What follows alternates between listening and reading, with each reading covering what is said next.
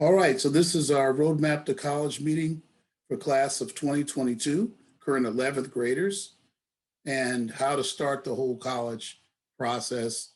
Just some general facts to help you in the beginning. There's a whole series of meetings we'll be having. In fact, in a couple of weeks, we'll meet for our second meeting. I don't do them every week. No need to do that, but I do provide you information in between meetings that will be very helpful. A few public service announcements.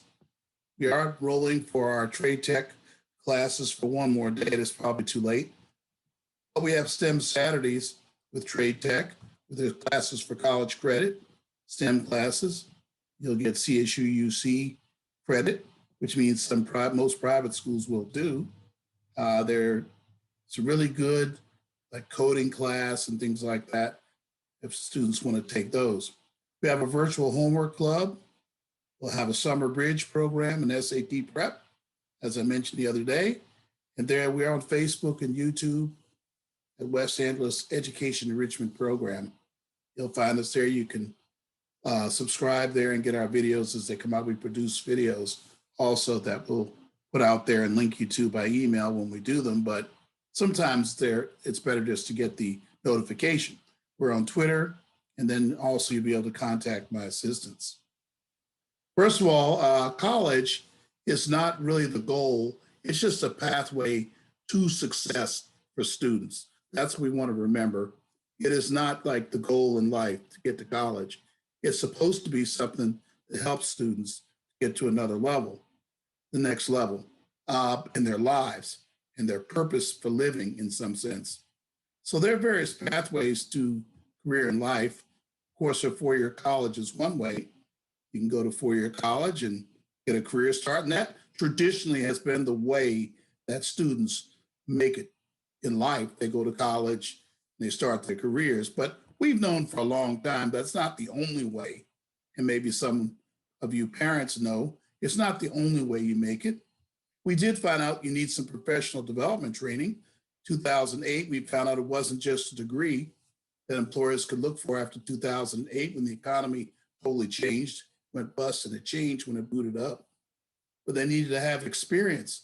So we coached our students to get some professional development training. We'll talk a lot more about the kind of training they should get while they're preparing to go to college, like some very basic office skills and basic other skills they should get. But then there's this pathway where students can go to two-year college. Some of them get certifications and they start their careers, right? The most popular one is the Certified Nursing Assistant, CNA, which has serious shortages. They can get a $25,000, $30,000 job and then become an LVN, double their salary. And then later on, the hospital can make them RNs. They never would have seen a four-year college.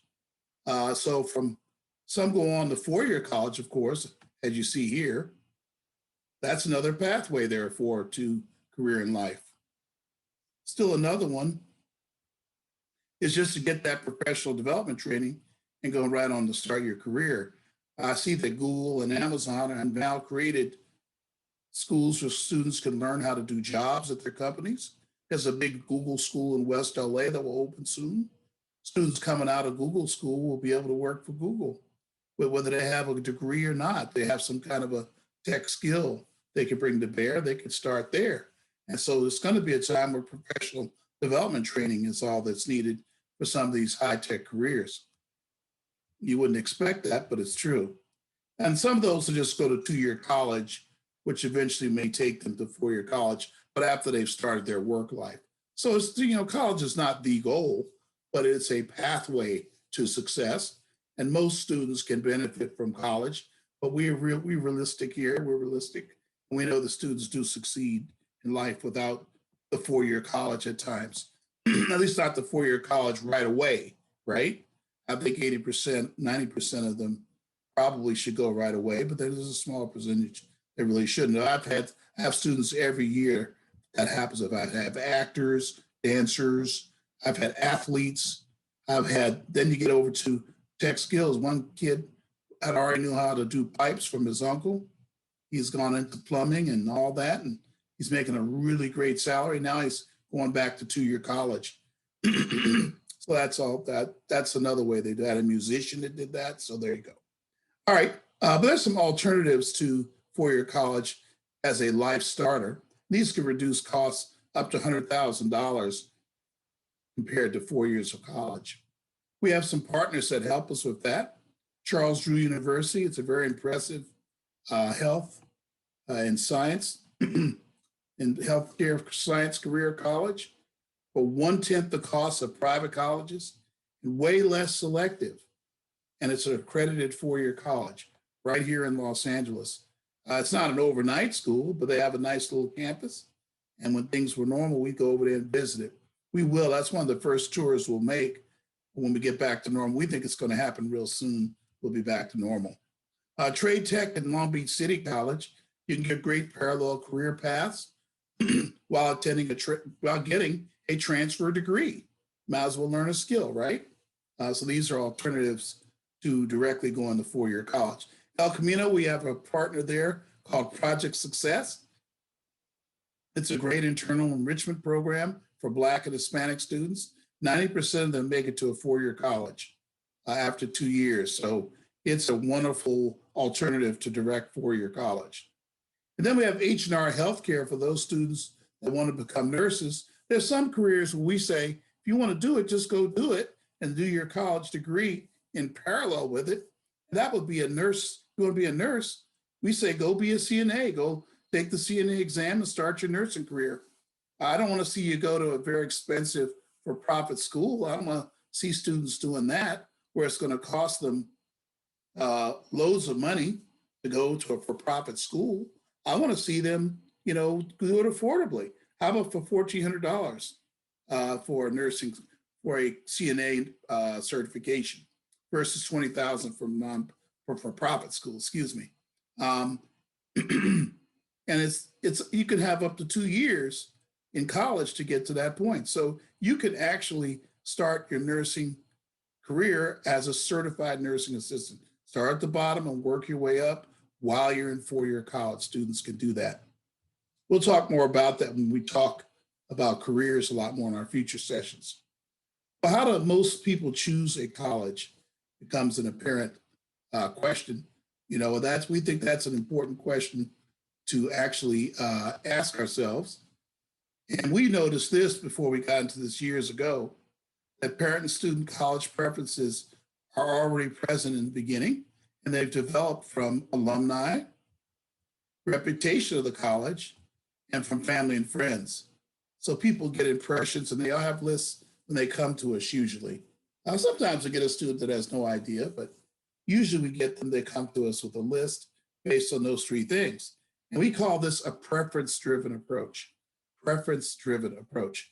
And we think there's some dangers in a fully preferences are fine. They should be part of the colleges that are applied to. But a fully preference-driven approach, there are some risks involved, more risks than would have to be normal. So you make your college list up with various colleges based on these preferences that we talked about. And then usually you get moderate to high parent debt when those decisions are made only because of preferences with no consideration at all to what I call data. Okay? And so usually there's a viable career path still in 45% of these students. Notice it's not extremely high. Most students with a preference-driven approach might come out of college and kind of drift for a while and not be sure what they're going to do. We want to cut down that drift time. It's always going to be there, but we want to definitely cut it down, especially with the economy changing again because of the pandemic. What's a good college, we might wonder? Well, first, I always like to talk about that fella right there. And that's, of course, Iron Man. He's in the Marvel Cinematic Universe. And the question becomes, is Iron Man Tony Stark or a suit? Some people feel that it's the suit that makes him Iron Man. But I say it's both together or just Tony Stark, because if I was in that suit, I'd probably get blown up. But he knows how to operate the suit. That's the point. Tony Stark knows how to operate the suit. He created it, or he tailored it, to the way he is as a person, and he could operate that suit apparently good enough to be an Avenger. Okay, that's why sometimes we get schools that are not affordable and sustainable, because you should get the school you earn and not the one you want. It shouldn't be, well, I want that suit and it looks great and I go with it, but it should be tailored to us and not just be to our financial capabilities, as a matter of fact. So what is a good college? To me, comes down to several areas, if you think about it that way. It needs to be affordable and sustainable. There need to be a career path, right? Because I've always said, we have schools. Here's someone's here. Let me let Sister Dorette in. We have schools that are, like, for example, CSU Long Beach. It costs about $6,400 tuition. And as I mentioned the other day, USC, in fact, USC is, I'd say about $60,000 tuition. So it's 1/10 the cost, right? But is it 10 times better? Is USC 10 times better than CSU Long Beach? And I think not. So affordable and sustainable is quite important. Career path, student fit. Yeah, fit. So if you got two schools that are affordable, we now want to see, is it a good fit for the student? And the student visits the school or talks to the administrators, and you talk to them too. Is it a fit for the student? Remember the Tony Stark and Iron Man analogy I did a moment ago. Academic support. Does it have the right academic support for the student? And any of our schools in our top 10, and we'll cover those, we actually will show you 12 to 15 schools we feel have that academic support, have these things we think make a good college. Good socialization is important. We want a school where a student feels like getting involved. Oftentimes, though, students feel that's the number one criteria for picking a college. So we have to be careful, because just because you felt good socially about a school, it doesn't mean it's the right school for our student. Hello to everyone who just came in, just started. I'm going to continue on here in a moment. If you have any questions, since it's such a small group, you just speak up and talk right up and stop me from talking. That's the best way with a small group. If you want to be courteous, just raise your hand, but you don't have to worry about being courteous either, it turns out. Let me see. You came in, maybe you need to turn off your, is everybody, okay. All right. Okay. All right. Let me see who, see, we got a nice little group here. Okay. Sister Florna, are you here, or is this Ariana? It's Candy. I'm so glad you're here, Sister Candy. Sorry for the late Zoom link. That's okay. I'm so glad you're here. I'm so glad. Okay? Okay. Yeah. Yeah. All right, let's continue. Academic support. By the way, I'm happy everybody's here. I'm particularly happy for Sister Candy, because her daughter has been coming to everything I do, and she thinks I don't know. Her mother thinks I don't notice that, but that's cool. I like that. Good socialization is another factor, as I said, but don't overdo that, is what I tell students, okay? Well, how about the ways that, other ways to choose a college are a little more effective? And I call this the data-driven approach. We need a data-driven college approach, selection approach. Let's see how that works with the data-driven college list. The question is, what data are you talking about, Deacon Wilson? There's one missing here, but I put it in last for a reason. There's these points of data, the unweighted GPA. Notice I said unweighted. I'll explain GPAs a little later in the meeting. You'll have a good understanding of those in a moment, because it's important for parents, as far as the money goes, to look at the unweighted GPA. I know that goes against what your schools counselors are telling you. It's all about the weighted, because all they think about is UC and AP classes. And I don't think that's the right way to look at it at all when you're trying to save some money. Career path, Vince here, good. Career path is a consideration. It's a data consideration. Am I going to have a career path at the school? Then there's weighted GPA. Weighted GPA is a factor in data-driven college list. And then family income. These to me are the key factors that should determine the college list. In other words, how much debt do you want to take for college? And that's Luke 14:28-30. I may have a second or two to talk about that. Talk about it more next meeting. But it's the scripture where the Lord asks, if you have an army coming at you, you have 10,000, army coming at you with 20,000, you have to count up the cost before you go to battle, right? And he also talked about which man would build a house, setting out to build a house. He runs out of money. And they said, people will say he began to build and could not complete the house. And that's what the Lord said in Luke 14:28-30. So how much debt are you willing to take is a data point. Most parents would say none. Well, even if you say none, there's ways to get a great four-year college with no debt. But if you say just a small amount of debt, okay. But the point is that's data that goes into making this college list. I hope that's clear as opposed to the preference-driven college list. It's very different.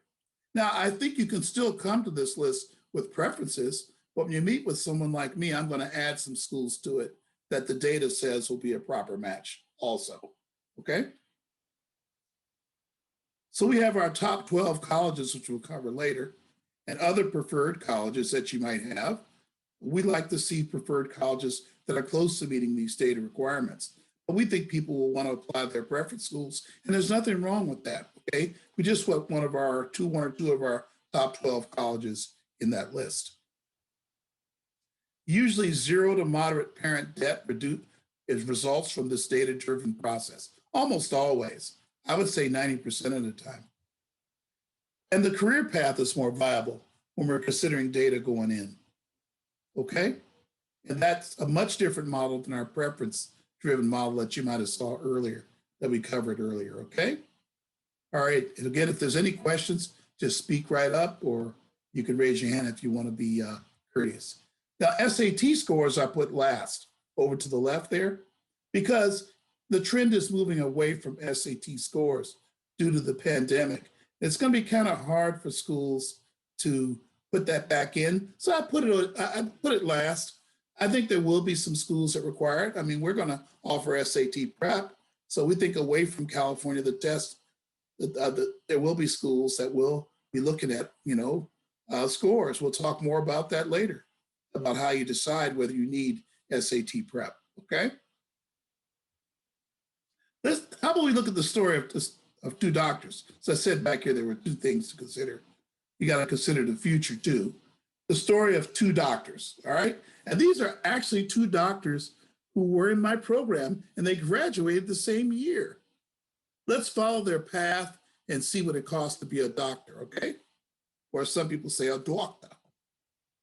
Student one was a student from 2011 to 2015 at Cal State University in Long Beach. It was $18,200 in debt. The postgraduate, they went to Long Beach City College. It's usually 80, I don't know if you knew this, 80% of all medical school students have to do some postgraduate prep for their doctoral degree because they want the grades to be so high. Anyway, it was $985 to go through that program at Long Beach City College anyway. And then they went to medical school at Charles Drew / UCLA, because UCLA is where they take some of their classes. Ended up $38,900 in debt. So then we had this student, same year, they were in my 2011 class. They went to University of Arizona and got into debt $163,450. Whereupon they decided to go to medical school and take their postgraduate prep at UCLA for $3,240. Remember, these are students from my same group, right? And watch what happens. Student two then goes to medical school at University of Michigan and takes $245,300 in debt. Well, they're both doctors at St. Francis Hospital, right? They're both making $112,500 because they're friends. They told me about this. They're actually the ones that told me this. One is $58,000 in debt, which is not small, but it actually could be paid off of 112,000 salary, probably about 5, 6 years, maybe 7. They could pay off that debt. But this other student may never pay off their debt, 411,000 in debt. So I hope you remember the story of the 2 doctors. Really think about the debt for college. I mean, this is way a lot of debt going out of our Black community. We really need to think about this.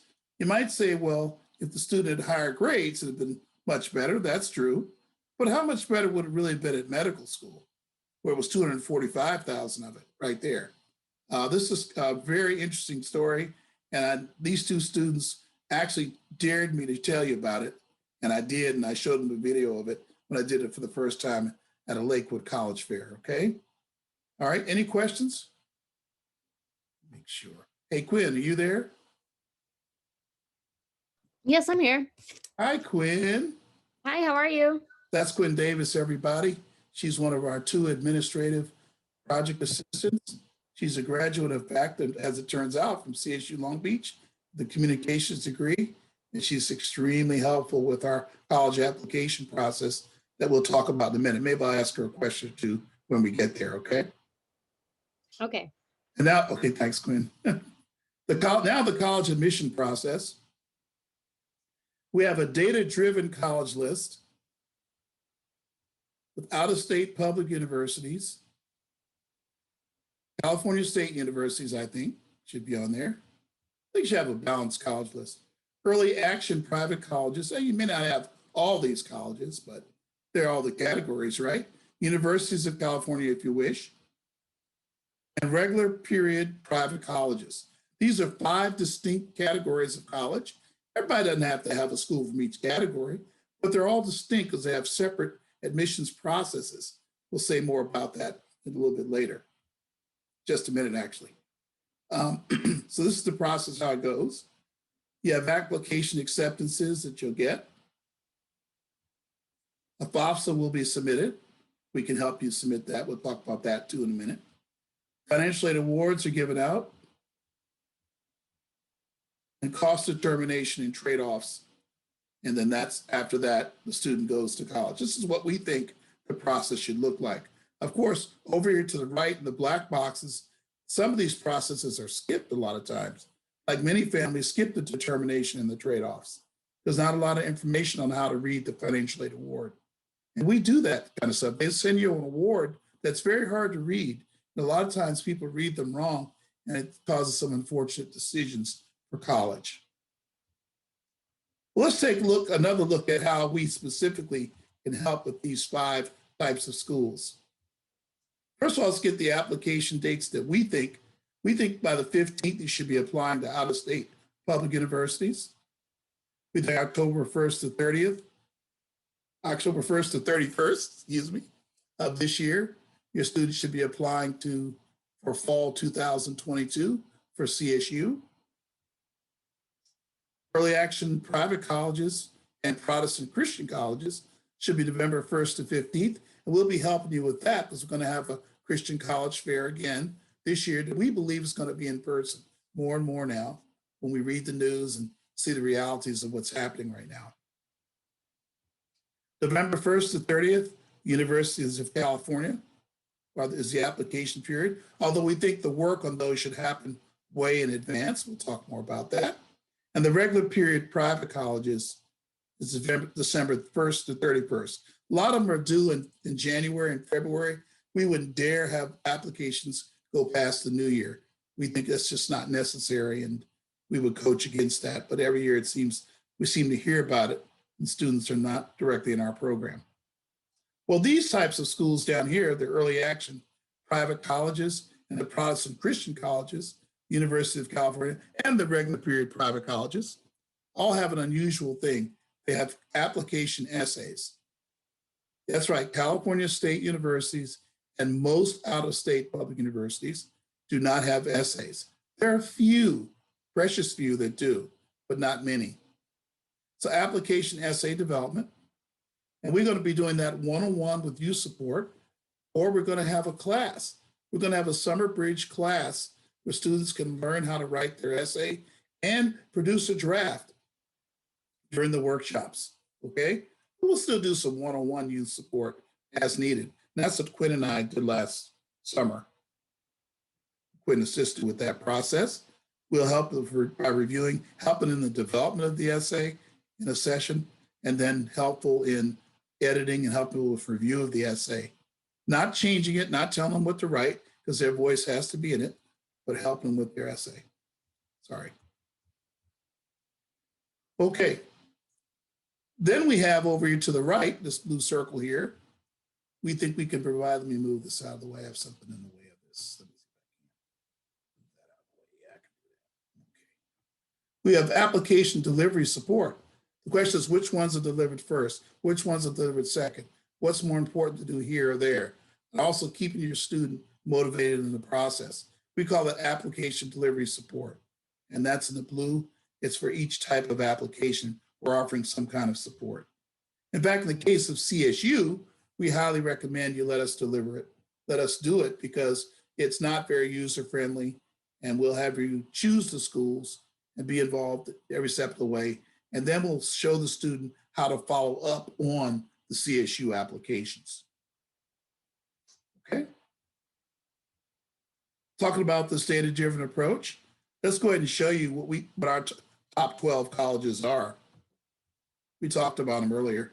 First of all, we have CSUs that we think are outstanding: Long Beach, Los Angeles, Bakersfield, Sonoma State. Those are the ones we have the most connectivity with. We have people we know at the schools. I'm in and out of those schools a lot, and I can really help. Sister Candy, you have a question? I do have a question. Go right because ahead. I've been really pushing Ariana to try to go ahead and do that essay copy. I wanted her to have like 3 or 4 different type of essay. So when it get close to her getting ready to start putting them in, because Dick Wilson, she been with you, I think ever since she was like in 4th or 5th grade, and then the kid is now 11th grade. I cannot believe that, you know? She was with you when you were on the camper. And so now I'm really trying to push, and then I've been talking to the homework club too. I'm glad you mentioned the application essay, because I just didn't Yes. want to do this at the last minute, because I already have a lot of other stuff to worry about. So I was hoping like around by spring or something, definitely before summer, that she can have this essay into her Microsoft Word or Google Doc and, be done with. So my question to you, I did see it up there, but is they going to be Yes. doing something soon, or is it going to have to be around September? Oh, no. I'm glad, when I first did this chart, I was wondering what the next chart should be. I promise you, Sister Candy. And I thought it should be, here's exactly when we say do things, but I decided not to. But I'll answer this question. And the answer is, now that we see that the Common App people just announced their essays for this coming year, they just dropped them on, I think 2 days ago. Okay. So we know those the Common App essay choices. Okay. She should start there by picking one of the 6 Common Apps, getting it really sharp. We'll talk about that as we get closer to it. But if you want to talk to me offline, we can start her earlier on it. We'll just need to have a session where she picks her essay. The UCs just announced they're keeping their essays. So I think the Common App that we don't know is, Sister Candy, we don't know the supplemental essays yet, but we will in about a month or 2. I'm going to recommend, and you'll see an email on it really soon, that students do go ahead. If they want to start early, they can. So they're not awesome. These 2. See these options over to the left in blue? One-on-one youth support can begin anytime a parent wants to. You know why? Because I think it's a free country. So if you want to start early, you can. And your daughter, you are members of West Angeles, so you have some advantages as far as no fees for some of this stuff. And she's already in the homework club, as you know. Homework, and she's been with you ever since she was like in 4th or 5th grade. I know. So we can start her with her essay probably in the next week or 2. Why don't you shoot me an email, and we'll just have a meeting with me, you, and her. And maybe I'll have Quinn join us, get so Quinn can join us, and we'll start picking out the essay, and she can start submitting drafts. And that's anybody who's listening. You can start that process one-on-one early if you'd like. If you wait till summer, we're going to push the student into the summer bridge class for essays, okay? We're going to have a special class for it, Sister Candy, where they have Oh, okay. in that class. So you'll have a choice. Maybe she'll start a Common App one now and do her UCs in the summer, you know? Okay. That might be a good idea. I hope that helps. That was. And just one more last little question. Yes, Could you sure. send me the link for the homework club? I test you, okay? Oh, you want me to send you a link to the homework club? I bug you every month to send it to me. So I can Yes, pay. ma'am. I Yes. do that every month. I can't Yes, help ma'am. but bother you. Okay, thanks. She's an old friend, guys. Okay, so 2 participants raised their hand. One of y'all can yell at me. Okay, Deacon. So this is Dorette.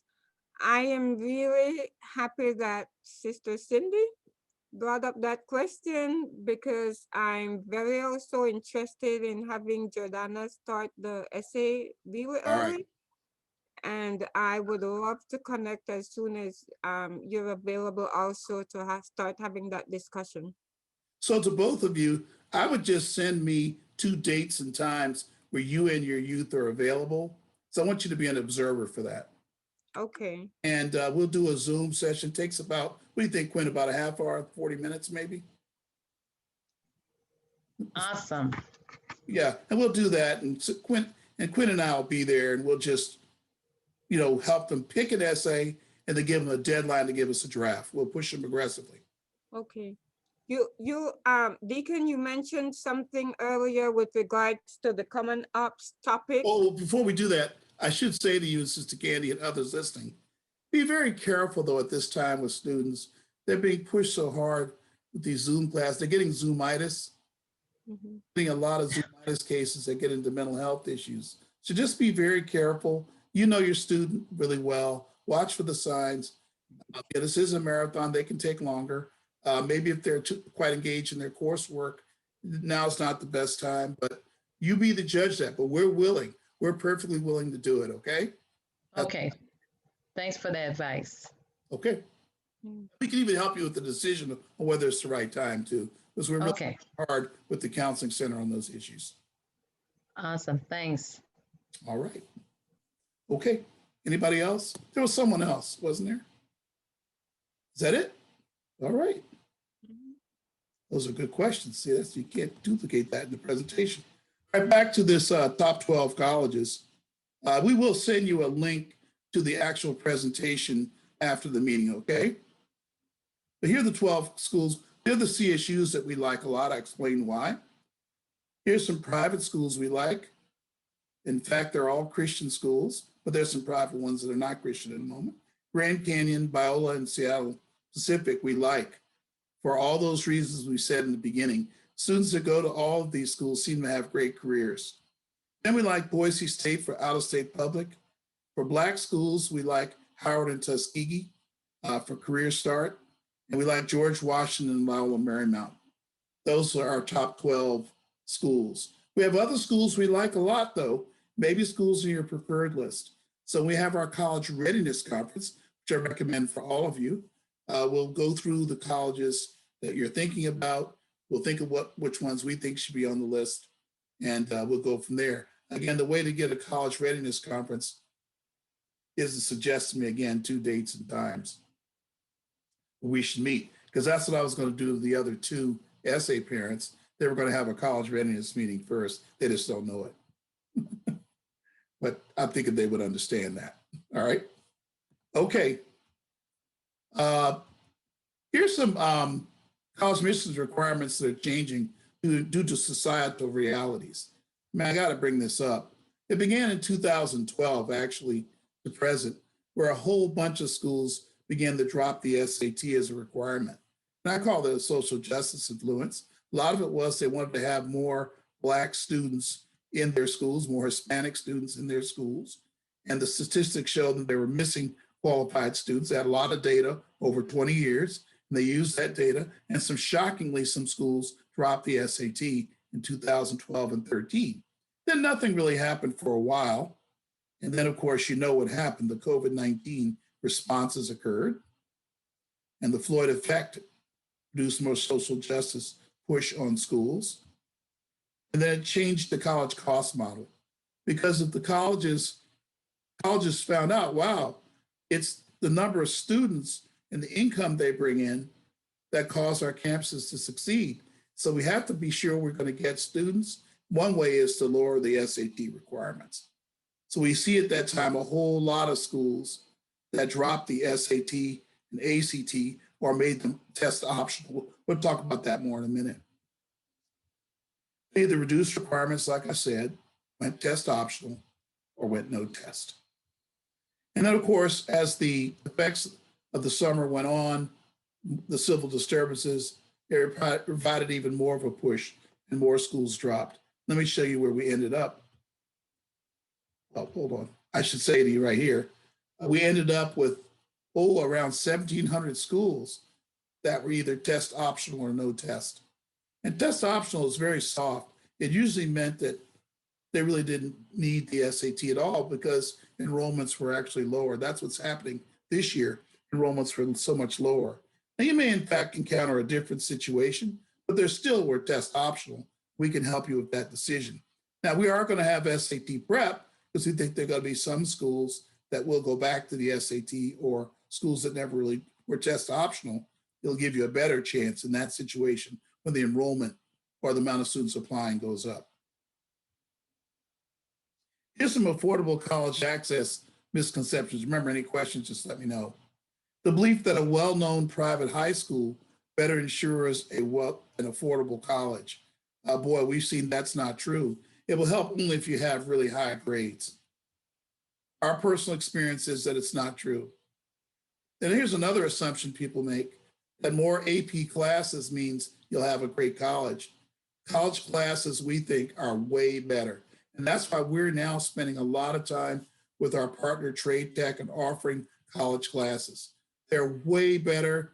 Students actually learn. AP classes are really preparing students for AP tests, right? And a lot of schools know that. When you take AP English, colleges are not going to drop freshman English. They're just not, because they don't think the student has been taught how to write for college. The AP English class teaches them to pass the AP test. The AP Literature class to pass the AP Literature test. So let's don't oversell AP classes. It doesn't mean you'll get a great college. It may mean UC, if they get A's in them, may help with UC, but UCs are not all the colleges for sure. And I hope you're not thinking in a one-track way about UCs. They are one specific kind of college that may or may not be good for your student. You should really have them try to get them ready for all kinds of schools. Here's another misconception. The goal is a well-known or highly regarded college. Well, as I said earlier, highly regarded doesn't mean anything. It's how a student uses the school. Just because they have a name. I mean, I have students that have gone to Morehouse that have basically come out of school and are playing video games at home. They were doing that before the pandemic. And then I have other students that came out of Morehouse and are moving through their careers. I have students that went to Bakersfield, are doing great in their careers. Students the same year that started college that went to, say, USC or UCLA or somewhere, they aren't doing as well as those students. Success is very dependent on how students prepared for college. We spend a lot of time on that in our program and preparing them to go onto the campus. It's very important. Misunderstanding of GPA types, what they mean for the affordable college environment. We'll talk about GPA right now because misinterpreting those GPAs is a huge mistake people have made and are making in choosing colleges or in students choosing colleges. So let's take a look at GPAs. First of all, we have the weighted GPA, which is approximately equal to the UC-CSU GPA on some transcripts. It includes extra points for A's and B's in AP and honors classes. You get a 5 for an A, a 4 for a B. A C most times is 2 points, not 3 points. So only if you get an A or a B, you get the benefit of the higher points. So what happens to a lot of students is they'll take AP classes and they get C's and B's and it pulls down their GPA, you understand? Those students should have took regular classes and went and got higher, GPAs. It's probably what they should have done, right? That would have been the better thing for them to do. Okay. Let's look at the next type of GPA, unweighted GPA. Parents, this is the money GPA for you. It's called total GPA or LAUSD GPA. Other than UCs, this is how universities decide who gets money, okay? So private schools use the unweighted GPA. I mean, there are a couple exceptions, but not many. A equals 4, a B equals 3, C equals 2, D equals 1. That's the one you're more familiar with. There are no extra points for classes.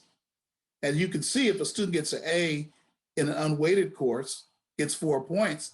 But if that same class was AP and they got a C, they would only get 2 points, right? So clearly it's a situation where you shouldn't take too many AP classes. You should know you're going to get an A. So if you miss the A, you get a B. Except for UCs and CSUs, the College Academic Merit Award almost always is based on unweighted. Parents, that's why I call it's the money GPA for you. And now you're looking back on their high school careers. A lot of you know they're in AP classes. They might be struggling now. Don't make that mistake again, or they took them last year and they struggled. Like, for example, European history is one that students get as sophomores, and I always see C's and D's, occasionally a B in those classes. Classes like AP chemistry, AP calculus, are very tough on our students because the teachers really don't teach in those classes. They present the material and the student has to fight their way through it. Now, UCs read weighted GPA. Selective private colleges read AP classes qualitatively, not quantitatively. One day, Quinn, I'm going to fix that no down there. Not quantitatively. They fix it qualitatively. In other words, did you take any or whatever, but not GPA-wise, right? And it's not a really high driver in whether they get into those private colleges, incidentally. They may notice if a student took any AP classes if they were available. See, if this were true that you need AP classes, then what about schools, private high schools that have dropped the AP courses, that are prestigious high schools like Crossroads and Marlboro and Brentwood? They all dropped, and Archer, they dropped the AP classes or substantially reduced them. And those are very, very selective high schools. So I think AP classes that counselors seem to prefer are not always the best choice for your student. Please think about that when picking classes for next year. A lot of times they'll come directly to your student. Your student will come home and announce to you what they're taking. You'll think it's cool because they're taking the initiative, taking a more challenging class. But remember, parents, it's your money. Unweighted GPA is better for you. It's sawing away at your money. They're taking a lot of AP classes. Okay? Hope that's clear. What do we recommend instead of AP classes? College classes while in high school. That's a huge thing. You might have saw our little quick commercial we made on that. I'll have to do that commercial again. We did a quick animated commercial on why it's important and why you should enroll your student in college courses with our LA Trade Tech partner who's offering online classes to us now, but they'll be in person in our facility once we get out of this governor's orders of the pandemic. Regarding college costs, I mentioned this scripture earlier. I said I would show it in a later session, but I do have it in here. I'm not going to say a lot more about it than I said earlier. Which of you intending to build a tower does not sit down first and count the cost, whether he or she has enough to finish it, lest after he has laid the foundation and is not able to finish, all who see it begin to mock him, saying, this man began to build what is not able to finish. Now, the Lord offered it as a parable of sorts to explain discipleship, but the fact that he offers it as a parable means that he thinks it's an obvious answer, that it's obvious that he should have counted up the cost so he could finish this. That was the point of offering this as an example for discipleship. But we think it's an appropriate example for picking colleges too. Remember, we always say to our students, you get the school you earn and want, not just the one you want. And isn't life like that, parents? You know, I think there's a song, you can't have everything you want, right? That's a great adult lesson for them to learn right as they leave your house and pick a college, okay? Let's see what you'll pay for some of these schools. See if you can find yourself in these examples, okay? For Cal State, class of 22 family has a family of income of up to 40,000. And line 11, that's looking at line 11 of your 2020 tax return. Some of you are working on that right now. You look at that return, line 11 is going to tell you what you're going to pay for CSU. Okay, I don't know if anybody ever says this in meetings, but we always talk about this. I want you to know what you're going to pay for college as soon as you can, okay? It'll be $0 to $300 per month. So you can see the UC system, CSU system, is based around need, financial need for determining what you'll pay. University of California, that same class of 22 family, that's up to 60,000 in income now. Again, we're looking at line 11, the 2020 tax return. It would be $0 to $700 per month. So you can see for UC and CSU, if you have financial need, you're not going to pay much for those two. So you have to have a really good reason to go out of state to a private school and pay, 3 or 4 times more for college. You have to have a really good reason for that. Class of 2022, let's say the income is 40,000 to 58,000 for CSU. Again, line 11 of your return, you're going to pay $300 to $1,200 a month.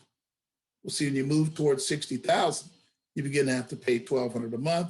And that's usually where we get into having parent loans, usually. Class of 2022, family income of 40,000 to 80,000 for UC. It's going to be $300 to $400 per month, okay? $1,400. Now, this is assuming that a student in the UC case does not get a blue and gold award for merit. If they can get a blue and gold award, they can cut these numbers in half that are over to the right, okay? Those are merit awards, but you can get into UC and not get a blue and gold award. Remember, you get the school you earn, not the one you want. Here's a family making greater than 60,000. For CSU, it's going to be $1,300 to $2,000 per month. Again, if you have super high grades, you get a Chancellor Award, and you'll cut these numbers down to a third of what they are if there's a Chancellor Award. But only very few are awarded. I have about 2 students a year to get CSU Chancellor Awards. And those awards will cover the tuition and some of the room and board. Here's UC greater than 80,000. It's $1,300 to $3,200 per month. But even as bad as those are, you might think 3,200 is a lot. Those are families that are making over 100,000, and that's the way we work this day. And I don't agree with that policy. I think there should be more liberal merit awards, and there should be not as much emphasis on, as we put on need, there should be more emphasis on merit, is what I think. But that's just me, and doesn't matter what I think anyway. Class of 2022, let's talk about private colleges, also including HBCUs, TBCs, traditionally Black colleges, and out-of-state public universities. For family incomes of 80,000 plus, it's going to be $2,300 to almost $4,000 per month for those schools. That's where you definitely get into taking out loans. So even at their lowest, $2,300. And I have factored in merit awards here. Here's the parent loan table. We'll have more to say about this way later. Just to give you an idea of how the indebtedness works. So if you're $40,000 a year as a parent, you're paying, well, what that means is down here, it's going to be $160 for 4 years. You'll pay back about $1,876 a month. That'll be interest over 10 years of $65,000. You'll pay back $225,000. Remember, the interest is 7.22%. And I'm going on the case that it's that you take all 10 years to pay. More likely for CSU, you'll be up here, which is a lot more sustainable. A lot of parents do this, $300 to $400 a month. And they double the payments and they can get out of it in less than 10 years. Every time you double a monthly payment, it significantly reduces the interest. And a lot of parents will be 20 $30,000 in debt, and they'll take care of CSU, okay? All right. Alternatives to spending $75 to $250 for private college. Well, you can use a local CSU. If you use a local CSU, the cost will be about $170 per month, maybe less, okay? CSU Long Beach, CSU LA, Pomona, Dominguez Hills, these are considered local CSUs. Notice I didn't include Fullerton and Northridge. I didn't include them because of the way the traffic patterns are. Every student that I had that went as a commuter to those schools usually dropped out after a year because it didn't work out. They couldn't socialize because of the traffic, right? Consider certain Western public universities like Nevada, Reno, Boise State, Northern Arizona. These are very affordable schools. Stay away from the ones the students love. These schools here, these are schools the students love. Arizona State, University of Arizona, University of Washington, Washington State, Oregon, Oregon State. I can't believe I didn't list UNLV up here, Nevada, Las Vegas. All these are going to be $35,000 to $50,000 per year. Certain private colleges are going to be a good buy. George Washington University, Seattle Pacific, Grand Canyon, Howard. No surprise, they're on my top 12 list. However, for Howard, unfortunately, you're going to need a high GPA to be affordable. So that's the only thing about Howard. Howard's a great career school, by the way. It's one of my best career schools. Students come out of Howard always have great careers. The CSUs and UCs, you can have tens of thousands of dollars in savings by using those schools. Then certain traditionally Black colleges are surprisingly affordable. Norfolk State, Virginia State, very easy to attain scholarships. Prairie View, if you can get your student in, and Tuskegee. So those schools, as Black schools, you might find it to be quite affordable, as a middle-class family. If you only have one or two students, maybe one, maybe two in college, you may find it quite affordable, okay? I hope that helps. I hope that helped. That's a quick overview of the roadmap for college. Do we have any questions that we should answer? I provided my email addresses. Quinn's here today. I have her email address here. You can email her. If you have any questions about the application process, get a hold of her. I didn't list that in there, but those will make a difference later. And of course, with general administrative support, you all know Christina Martinez. You can email her. There's my email information down below. You can certainly email me at westa.eep@gmail.com, or you can text me on my cell or call me. And that's how you want to set up your meeting, right? Those of you, if you want to have a college readiness meeting, please email me or text me 2 dates and times at work. Or I forgot one thing. You need to get an unofficial transcript for 2.5 years. Actually, you'll have 9th and 10th grade plus a half year. I need that unofficial transcript so we can have a value-added meeting. All right, I believe I have some people that raise their hands. They're so courteous. Sister Durrett? Now go to Sister Candy next. Sister Durrett. Yes, Deacon. My question is, maybe I missed this earlier, but are you recommending the SAT for the students for year of 2022? Yeah, actually, that's a separate presentation I was going to send you by video, but I'll be glad to answer it. Bottom line, my recommendation, okay? The bottom line is, if students' GPAs for the 4 years, for the 2.5 years, is 3.0 or greater, I'll give you 2.9. How's that?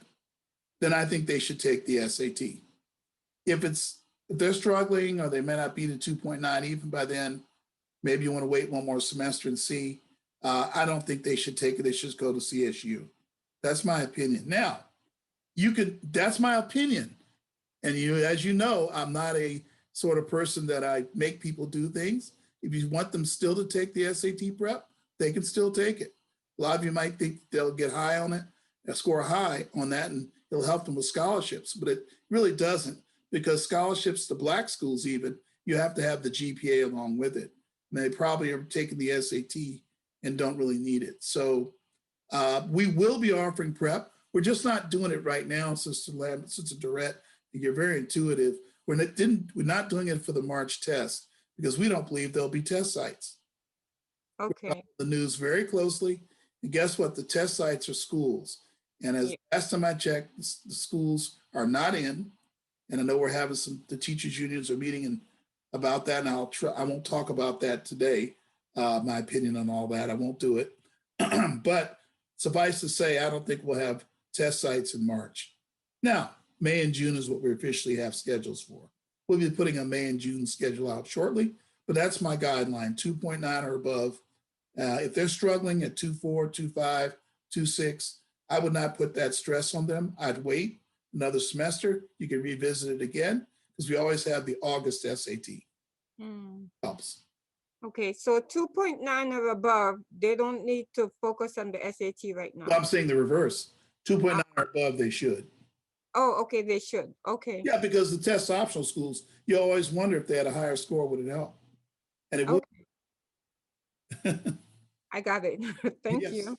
But below 2.9, I really think you should wait and think it over before you start spending on SAT prep. Even though we are a very reduced cost SAT provider, we have high quality SAT prep, of which some of you have free tuition preps, I believe, who are here today. At least Sister Durette's one of them. All right, Sister Candy?